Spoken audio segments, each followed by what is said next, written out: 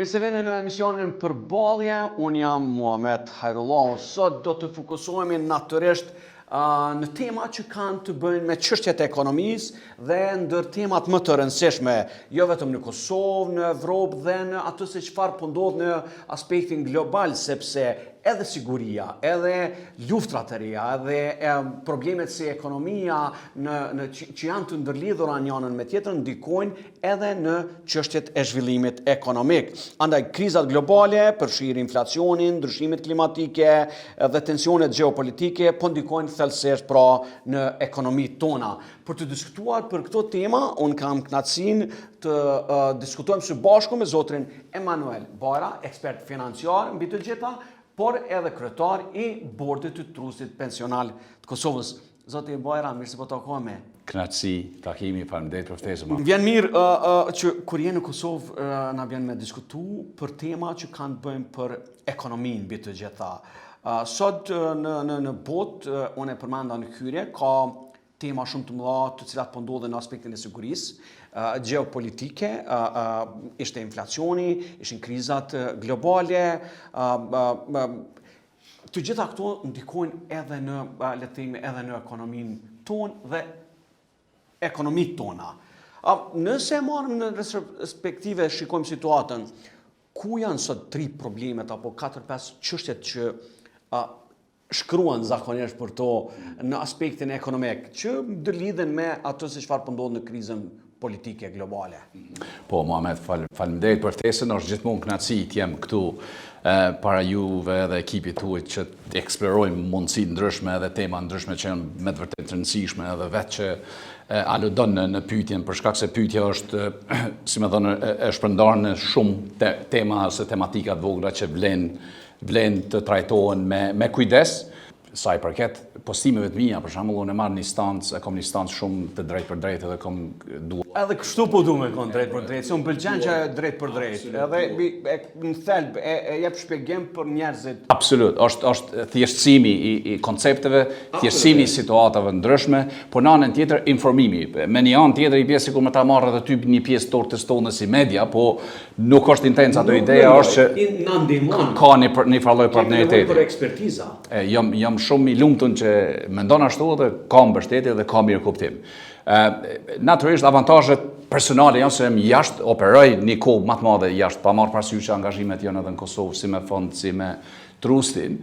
Me të vërtetë tash ky peizazhi gjeopolitik që aludon ti, ose edhe aspektet ekonomike, edhe aspektet politike lokale. Ta zojmë zgjedhjet e fundit që ndodhen në Angli, ose zgjedhjet e fundit që ndodhen nëpër Evropë, ose ato që ndodhen këto 2 ditë të kaluara në Austri, për shembull. Të gjitha janë të ndërlidhura. Të gjitha janë të ndërlidhura për shkak se unë gjithnjë ndoshta Muhamet ti më përcjell edhe ashtu gjithnjë ndërlidhet me paron. Që është fatkeqësisht është e keqe, është një e keqe që duhet me menaxhue, duhet mu dakordu që është pjesë e jetës tonë shumë e rëndësishme, pjesë përbërëse e politikave, pjesë përbërëse e arsimit, pjesë përbërëse e shëndetësisë etj. Po në fundit ka çdo krizë e madhe globale përveç aspekti kulturor ose etnik ose racor, edhe gjeopolitik në fundamente ka paran. Në 2007-2008 ne patëm krizën më të madhe financiare në botë. Për shumë dëgjues tonë ose shikues tonë mund të jenë të informuar, po jo, çka ndodhi? Ndodhi kolapsi, faktikisht patëm kolaps të krejt sistemit paras në botë ose bankave.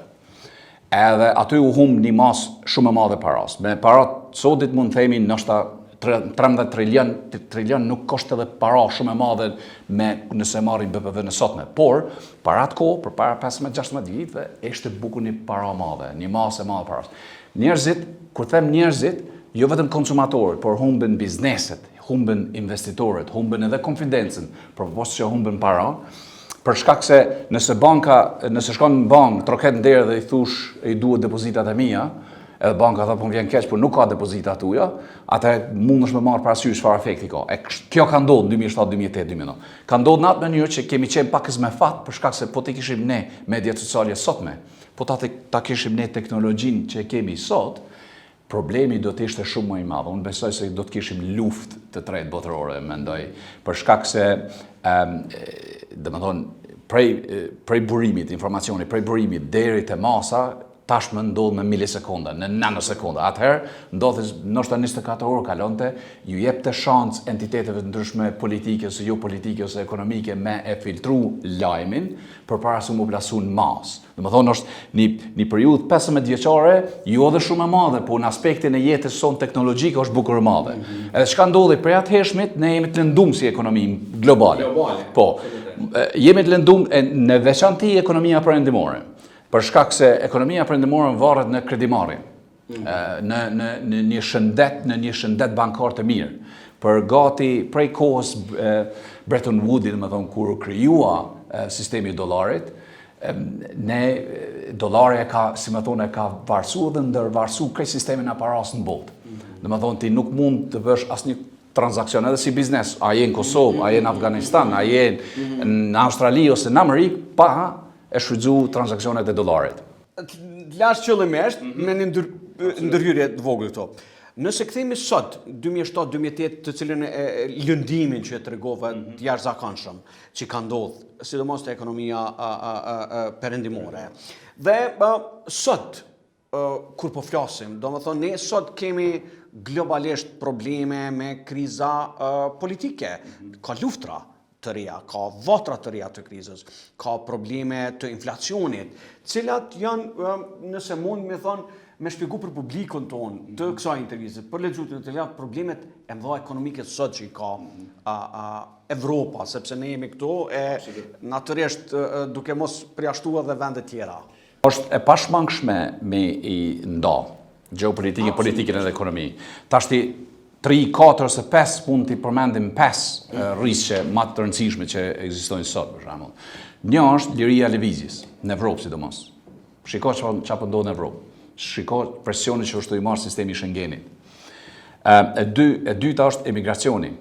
Jo vetëm emigracioni që është në Evropë, po ndodhen emigracione në vende të tjera, për shembull Afrika e Mesme, është të bo presion në Afrikës poshtme, për shkak se aty ka më tepër pasuri edhe mundësi për punë. Demografia. Demografia është shumë e rëndësishme për shkak se në veri, në polin verior tokës, kemi rënje të natalitetit, përderisa poshtë në jug kemi rritje të natalitetit.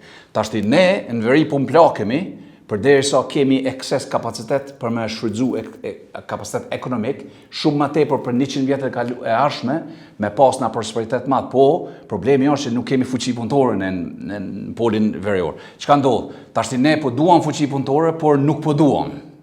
Për shkak se fuqia punëtore vjen me disa bashkangjitura, me disa kritere. Kriteri numër 1 është raca, është etniciteti, është kultura. Tashti ty po ta bllokon. Po, për më shpjeguar. Katërta. Është dedollarizimi ekonomik i ekonomisë globale. Dedollarizimi, domethënë shumë shtete, sidomos vendet e BRICS-it, janë të tërheqë nga sistemi dollarit për shkak se morën mësim nga sanksionet që i vuri Perëndimi ose Shtetet e Bashkuara të Amerikës ndaj Rusisë. Edhe e pesta, unë mund të them që është dyndja e kulturave. Sot, për shembull, nuk shihet në horizont, po kemi mënyrën se si i perceptojmë na gjërat në Kosovë, është krejt ndryshe për mënyrën se si i perceptojmë gjërat për shembull në Amerikë ose edhe vetë brenda Perëndimit. Për atë arsye kemi Trumpin. E kemi këtë farë valen e izolacionizmit që po ndodh brenda vetë Perëndimit, por në anën tjetër, por replikon edhe në Nazi, në Afrikën, në Amerikën Latine. Në Evropë, në Argjentinë, në Austri. Absolut. Këto janë 5 rrisqet të cilat i përmendi, le të themi 5 rrisqet ekonomike globale. Absolut. Dhe para se me shku të zbërthimi tyre, unë kam qef shpesh me diskutu në aspektin edhe mikro dhe makro. Domethënë këto ishin në aspektin makro të çfarë po ndodh në botë. Tash neve na intereson pak kuleta dhe problemi jonë brenda. Në Kosovë dhe rajon, gjithashtu inflacion dhe çmime të larta, inflacioni, pastaj çmime të larta, çështjet e ankesave të ndryshme për investime të huaja direkte. Nëse kishëm thonë 5 rrisqet, ku jeti po 3-4 problemet kryesore në Kosovë dhe në rajon që mundet me me u zhvillu? Së pari, e ma me të pyetje shumë me vend, për shkak se gjithsesi operojmë Kosovë, jemi shteti pa varën, kemi shumë sfida, sikur se çdo vend tjetër në rajon, nuk kemi specifik, por jemi specifik në një fushë që akoma jemi në gjendje lufte me fqinjin tonë verior. Ky është risku kryesor. Për Kosovën nuk duhet jemi neglizhent, për shkak se kjo neglizhencë është më të vërtetë e rrezikshme. Unë e shoh prej distancës, e shoh edhe prej brendshmi, që ekziston një farë neglizhencë, sepse kohëve të fundit edhe qeveria dhe shumë njerëz, edhe vetë jo më akuzu qysh po e promoton luftën ose jetu na friksu ose nuk është aty poenta. Poenta është që objektivi i çdo njëri mirë informuar edhe entiteteve dhe qeverive nuk është vetëm krijimi i masës për spin, por vetëdijsimi. Për shkak se kemi rreziqe në atë drejtim. Pa marrë parasysh që kemi pas sukses në veriun e Kosovës, në, si më thonë, në rikthimin e sovranitetit e tjerë, rreziqet janë shumë delikate. Kjo është numër 1. Numër 2 është edhe kohëve të fundit problemet me CEFTA-n për shembull ose argumente ndryshme në lidhje me CEFTA-n. Në njëjtën kohë na patëm qeverinë tonë që nënshkrui disa marrëveshje me EFTA, me vendet e EFTA. Edhe në ekosistemin ballkanik ose euro-juglindor, mund ta quajmë më mirë, është kriju për shkak se po reflekton çka po ndodh në perëndim, çka po ndodh në Azi, po reflekton në mendsinë mënyrën se si po merremi me njëri-tjetrin. Po. Edhe ballkanizimi ballkanizuar, kupton? Domethënë kemi qenë ashtu kështu kemi qenë, domethënë në trullet tona, tashmë po ndodh kjo në nivelin pak më të sofistikuar. Për shkak se e kemi një diversifikim të interesave, ke interesin sovranist ose nacional, që e përfaqëson qeveria, edhe interesin komercial ose biznesor. Investitori, me konceptet elementare të kapitalizmit, investitorit nuk I intereson nacionalizmi ose si themi mirëqenia sociale gjithsesi intereson për shkak se konsumatori ke fjalën aty. Po problemi me që e ka investitori sot ose biznesi ose lobi biznesor, jo vetëm Kosovë, nuk flas për Kosovën, në përgjithësi është se si ta jo merr në kontroll këtë farë diskursin nacionalist ose diskursin qeveritar ose shtetëror, por si ta krijojnë një farë lloj raporti më të pranueshëm për dy palët. Si është e mundur për shkak që Kosova t'i hap kufit edhe të lej çfarëdo lloj importi të futet në vend. Ta zoj, për shembull. Si është e mundur që fuqiqi me hap, nëse ne kemi fuqi eksportuese me hap kufit e vet, edhe na me eksportu me miliarda në Serbi. Ose në Shqipëri, për shembull, si është e mundur që t'i hapim kufit gjithandej, nuk ka rëndësi Open Balkans që patëm shembull. Edhe kjo tashti ka kriju një rrezik për shkak se konsumatori është ai që ka mbetë në mes dy diskurseve. E tashti detyrë qeverisë është që konsumatori të jetë të mos ketë vështirësi ekonomike, inflacioni gjithsesi, inflacioni gjeopolitika, lufta në Ukrainë, këto gjitha janë pjesë të rreziqeve. Po në atëfar nivelin më superficial, më sipërfaqësor, unë mendoj që tërë ideja është që çysh të adresohet paradoksi ose mund ta quajmë problemi I pabarazisë. Për shkak se ka pabarazi të madhe. Dikush kush ka pas avantazh të bëjë biznes për 25 vite në kohra dhe ekosistem tjetër, sot dihet më I pasur, por ai person është ndoshta sot me sfida më të madhe biznesore se sa që I ka pas më herët, për shkak se mos harrojmë për Ballkanin, veçanti për vendet e Ballkanit, është presion I madh si shtet në rrugtimin që jemi në aspiratat që kemi për të bashkangjitur BE, sepse BE-ja po thotë unë të jap ty 750 miliard, por ti duhet të mbushësh këto kritere. You have to deliver. You have to deliver and execute. Po problemi është, Muhamet, që për me deliver and execute, pa pas infrastrukturë, është e pamundën. Ti mundesh në letër. Na në letër jemi mirë, edhe deri diku në infrastrukturë nuk kemi keq si Kosovë. Po veç me ti imponu disa aspekte shumë më të rëllna, për shkak me ta imponu ty CEFTA-n, që me të lonë importe me ti me pas sa të dush, pse se je pjesë e CEFTA-s, është brutale. Në ndërkohë, kur përmend CEFTA, se po duhet ta bëni pyetje për CEFTA. Si e shente, sepse tash e kemi një barikadim, realisht, po shpresoj që do të kalohet, do të zgjidhet, sepse ajo çka nuk më pëlqen është që presioni, fatkeqësisht dhe këto e them gjithmonë, bëhet në palën Kosovës, s'ka lidhje kush është qeveria dhe partia në pushtet, edhe në rastin e CEFTA-s, edhe në rastin e çështjeve, domethënë Kosova vazhdon të metën në sanksionet të BE-s, në ndërkohë Kosova si kërkohet që të hjek masat ndaj Serbisë e knej të respektoj, domethënë ka një farë logjike që do pak në kërkesa, edhe duhet me thonë këto qartë. Mirë po, gjithashtu që mendoj është që qeveria gjithashtu duhet të jetë ma proaktive, ma prodiplomatike dhe të gjej momentet e kësaj lëvizje, sepse nuk është imazh i mirë për Kosovën në këtë situatë të jetë ajo pala problematike, jo negociuese, penguese, sepse kështu të paktën po interpretohet. A mendon që kjo çështja me CEFTA-n do të zgjidhet dhe si e tu e po? Unë po shpresoj që do zgjidhet, por nuk shoh ndonjë se të themi komplikim i madh atë, për shkak se jo kërkesa është specifike. Po, është hapja, domethënë lejimi i importeve nga Serbia. Tashti kjo ka për shkak se CEFTA si mikroorganizëm brenda arkitekturës evropiane është edhe entitet politik. Çto kemi problem na, për shkak se importet e Serbisë në Kosovë për 20 sa vite kanë qenë në rregull. Ne kemi pas konsumatori ka përfitu pakës për shkak se ka qenë më lirë.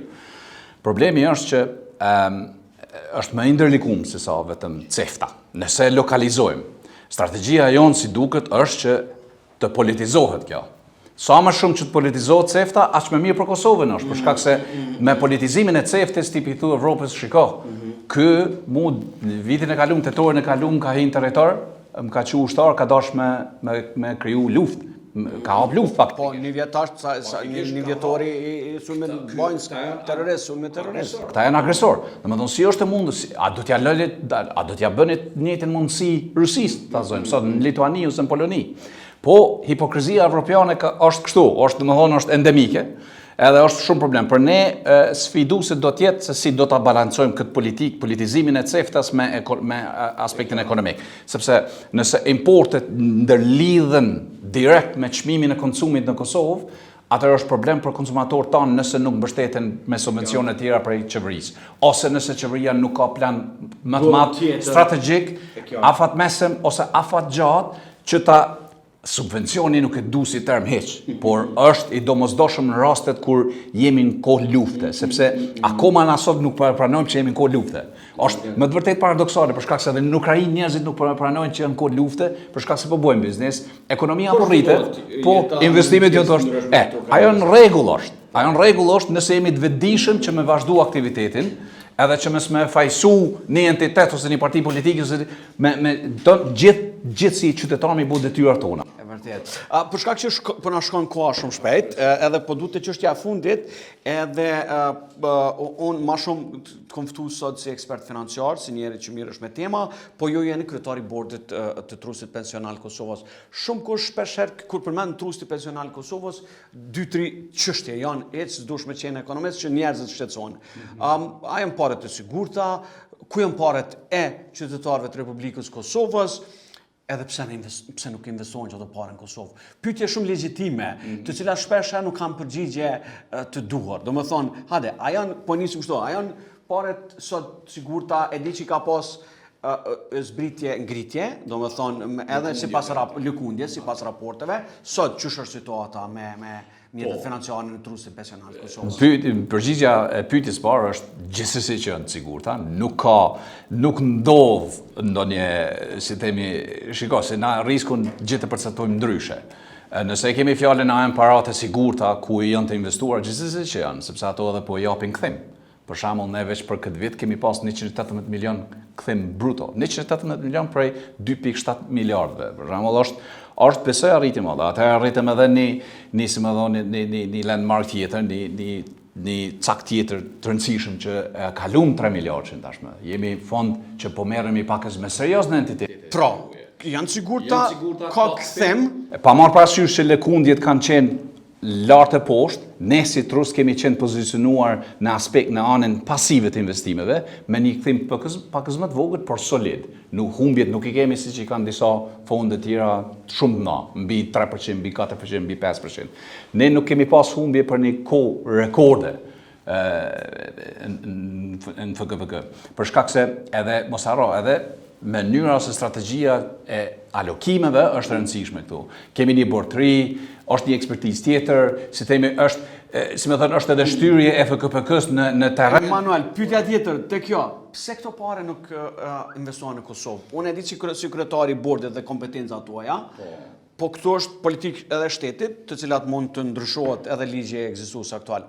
Pyetja është shpeshherë pse këto mjete financiare, të cilat ju e potencuat që kam pasur edhe ngritje, edhe kthem mbrapa pra, shtem, pse nuk investohen në Kosovë? Kosova ka nevojë për zhvillim ekonomik, Kosova ka nevojë për investime.